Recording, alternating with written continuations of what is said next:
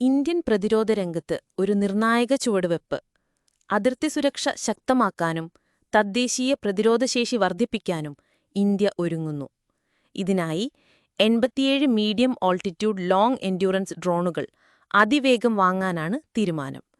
20,000 കോടി രൂപയിലധികം ചെലവ് വരുന്ന ഈ പദ്ധതി പൂർണ്ണമായും മെയ്ക്ക് ഇൻ ഇന്ത്യയുടെ ഭാഗമായാണ് നടപ്പിലാക്കുന്നത്. വിദേശായുധങ്ങളെ ആശ്രയിക്കുന്നത് കുറയ്ക്കുകയാണ് പ്രധാന ലക്ഷ്യം. അദാനി ഡിഫൻസ്, HAL പോലുള്ള പ്രമുഖ ഇന്ത്യൻ കമ്പനികൾ ഈ പദ്ധതിയിൽ പങ്കാളികളാകും.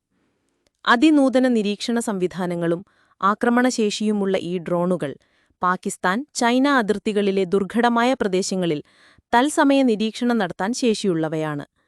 ഭാവിയിൽ തദ്ദേശീയമായി നിർമ്മിച്ച മിസൈലുകൾ ഈ ഡ്രോണുകളിൽ ഘടിപ്പിക്കാനും പദ്ധതിയുണ്ട്. പ്രതിരോധ രംഗത്ത് സ്വയം പര്യാപ്തത നേടാനുള്ള ഇന്ത്യയുടെ ഏറ്റവും വലിയ ഒരു കുതിച്ചുചാട്ടമാണിത്.